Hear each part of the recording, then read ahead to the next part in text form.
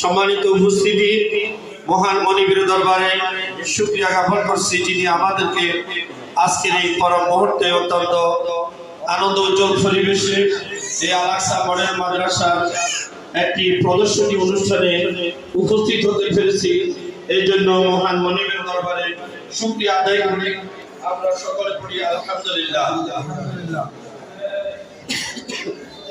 সাইয়্যিদুল মুরসালিন রাহমাতুল আলামিন জনাবে রাসূল কারীম সাল্লাল্লাহু আলাইহি ওয়াসাল্লামের প্রতি আমরা সকলে সালাম এবং দরুদ পেশ করছি সাল্লাল্লাহু আলাইহি ওয়াসাল্লাম।